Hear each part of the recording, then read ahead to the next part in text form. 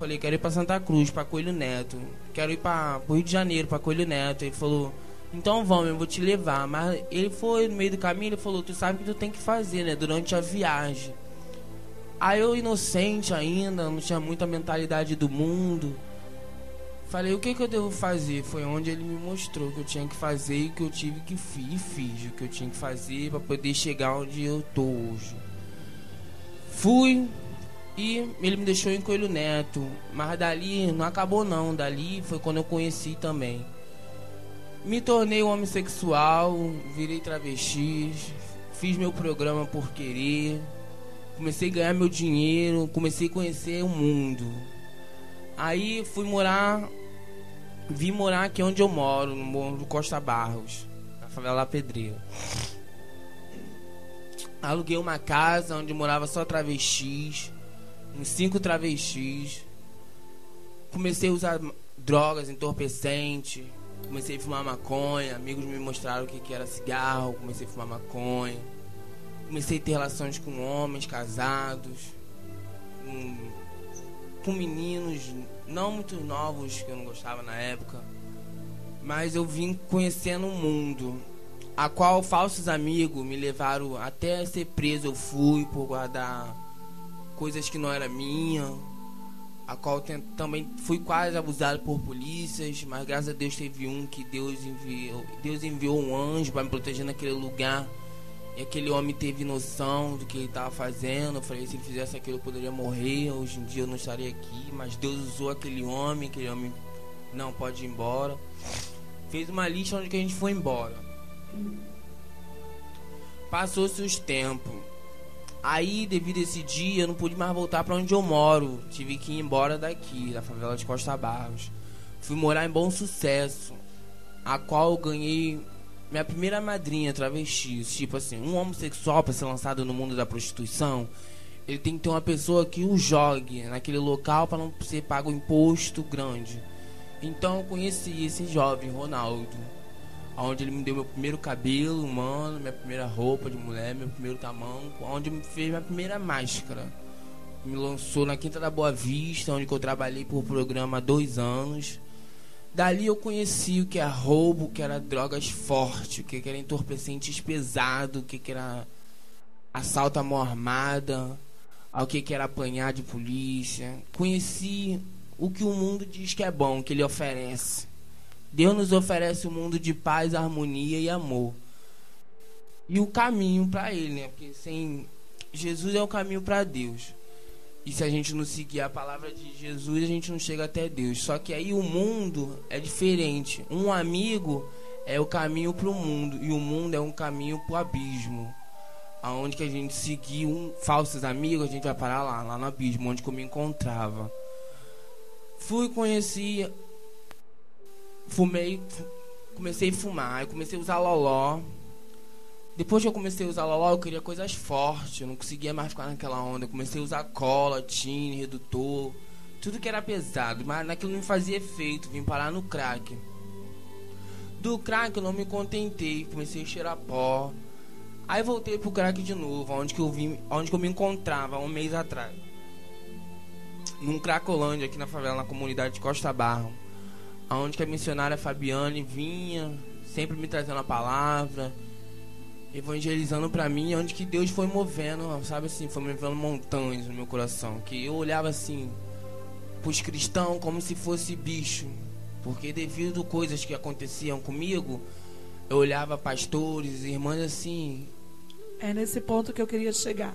Você que está aí do outro lado agora me ouvindo, eu quero que você preste muita atenção. Preste muita atenção mesmo no que o Natanael, ele vai relatar agora. Eu quero dizer para você que o Senhor Jesus, ele deixou escrito na palavra dele, como está escrito aqui no livro de Mateus. Quero que você abra aí comigo antes do Natanael relatar essas coisas. Muitas das vezes nós pregamos isso aqui, às vezes somos mal interpretados por pessoas, mas eu quero dizer que Deus nos chamou para falarmos a verdade e vivermos a verdade. Não adianta eu falar uma verdade e eu não viver ela, porque Satanás, ele é um espírito que te vê, como está escrito lá no livro de Marcos capítulo 3, versículo 11. E vendo a Jesus, Está dizendo também que Deus, ele também te vê.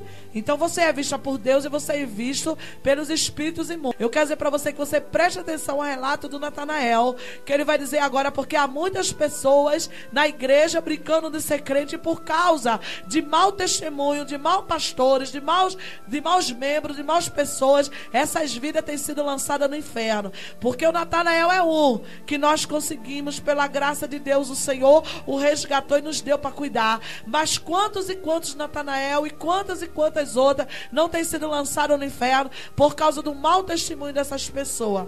Aqui no livro de Mateus, capítulo 7, versículo 1 diz assim: nem todo que me diz Senhor, Senhor entrará no reino do céu, mas aquele que faz a vontade de meu Pai que está no céu. Muitos me dirão naquele dia: Senhor, Senhor, não profetizamos nós em teu nome, e em teu nome não expulsamos demônio, e em teu nome não fizemos muitas maravilhas? Então lhe direis abertamente: nunca vos conheci, apartai-vos de mim, vós que praticai iniquidade. São pessoas que estão falando, são pessoas que estão profetizando, mas são pessoas que estão com a iniquidade. E Natanael vai relatar algum desses casos. Estamos com alguém na linha? Faz a vontade de meu Pai que está no céu. Muitos me dirão naquele dia: Senhor, Senhor, não profetizamos.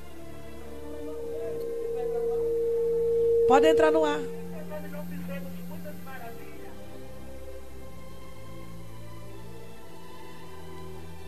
Louvado seja o nome do Senhor. Estou com meu esposo querido, pastor Juarez, que está entrando agora no ar ao vivo. A paz do Senhor. A graça e a paz do Senhor Jesus, irmão. Sim, meu amado. Olha só, ô Natanael, não temas em falar, não precisa você revelar o nome dos ministros, porque é muito forte e muitos vão se escandalizar, mas o Senhor Jesus falou que era inevitável que não vinham os escândalos. Eu quero que o Natanael, fica tranquilo, Natanael, você não temas, olha só, fala exatamente o que aconteceu. Fala só o que aconteceu. Eu quero que você, Natanael, não revele o nome das pessoas, mas fale com muita segurança o que aconteceu, que você fazia relações sexuais com o ministro aqui na comunidade, né? Que fazia relações sexuais com pastores. Então, eu quero dizer para você que nem todas as igrejas Jesus está. Nem todos estão preocupados com vida como Natanael. É por isso que quando muitas vezes nós pregamos a palavra com verdade, nós somos, né, ignorados. Mas é assim mesmo, o verdadeiro profeta, que de verdade chama a atenção do povo, é ignorado. Aquele que realmente se coloca de frente de um fuzil, de uma pistola, aquele que não tem medo de morrer, que se preocupa com vida como Natanael. E infelizmente nós somos ignorados, como sempre foi os verdadeiros, que se coloca de frente, né, de urso, que se coloca de frente de leão. Mas eu quero falar para você, Natanael, fica tranquilo, conta o testemunho sem temer. Amém. Fica na paz, mano. Eu quero agora, como eu li aqui na palavra do Senhor, né, deixei aqui registrado aqui em Mateus, capítulo 6, versículo 21. Louvado seja o nome do Senhor, a qual nem todos que dizem Senhor, Senhor, entrará no reino do céu. Natanael, como eu fiz uma pergunta para o Natanael, se alguém já tinha pregado o evangelho para ele. E ele aqui, né, declarou que o rapaz, a qual uma vez tinha levado ele para o mundo, né, dos travestis, do sexualismo, se converteu e foi até a Cracolândia, que era onde o Natanael vivia a maior parte da sua vida, mas ele não quis seguir aquele rapaz. Eu também, muitas das vezes, uma vez eu fui com uma obreira da igreja, a nossa irmã Eliane, que graças a Deus foi através dela que o Natanael, né, ele foi resgatado também ali da morte. E eu quero dizer que quando eu fiz aquele evangelismo, aleluia, louvado seja o nome do Senhor, ali o Natanael, nós oramos por ele, ele recebeu, mas foi muitas vezes que Deus me levava até a ele, sempre para pregar a palavra, e eu via que ele me assistia de longe, ele me olhava de longe, era como se ele quisesse, mas ele não sentia confiança, ele não se sentia seguro. E ele vai falar por quê, né? Eu quero que ele conte como foi que começou, né? Porque falsos ministros, falsos crentes aqui da comunidade, infelizmente, né, fizeram coisas que não agradam os olhos de Deus. Natanael, pode falar, meu amado. Vamos lá. A indesconfiança. Porque o motivo de eu olhar a irmã de longe era um tipo de estudo. Eu estudava a irmã devido eu querer, sabe? Muitos tempos atrás, a minha infância, logo no começo, eu já vinha me decepcionando com os ministros de muitas igrejas. Por quê? Há um tempo atrás, quando minha mãe veio se mudar para esse lugar aqui chamado Costa Barros, eu morava em Santa Cruz, tinha um pastor de uma igreja onde que eu, muito pequena, a gente frequentava um grupo de criança, um grupo infantil.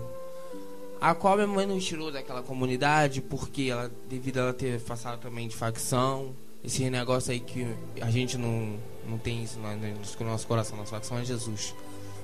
Então a qual eu vim trocando de favela foi por devido um pastor de uma igreja, devido quando acabava o culto, ele pedia que a gente ficasse com ele para fechar a igreja. A gente ia pra igreja sozinha, era próximo de casa, minha mãe não ligava, minha mãe tava na boca de fumo. Minha mãe não ligava, minha mãe nem ligava pra nós, no certo. Minha mãe ligava para a droga e o mundo que o diabo colocou ela. Então aquele pastor vinha tendo uns abusos sexuais com a gente pequeno não entendia. Ele tirava aquele dinheirinho, aquela moedinha dentro daquele saquinho, dava pra gente e passava a mão no nosso corpo, nos alisava, nos masturbava com dedos, com mão também, com a mão dele. A gente, se criança, sem entender, a gente sabia que aquela moeda estava na nossa mão. Então a gente saía da igreja bem muito mais tarde, depois que acabou o culto. E foi assim que eu cresci. Aí cheguei aqui.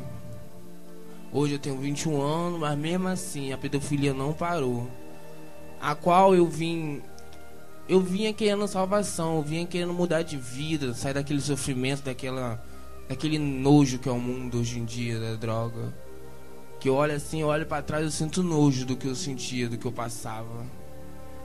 A cada dia que eu passo, que eu acordo hoje em Deus, eu agradeço a Deus por eu estar na presença dele, por eu ser um novo homem, por Deus ter me lavado. Graças a Deus. Por Deus ter mudado a minha história, tá mudando a minha história, porque olhar pra trás jamais. A gente deve olhar sempre para aquele, o autor e o consumador da nossa fé. Porque se a gente olhar para trás, o inimigo sempre nos lança pensamentos, a qual, se a gente não estiver firme na fé, a gente padece e cai.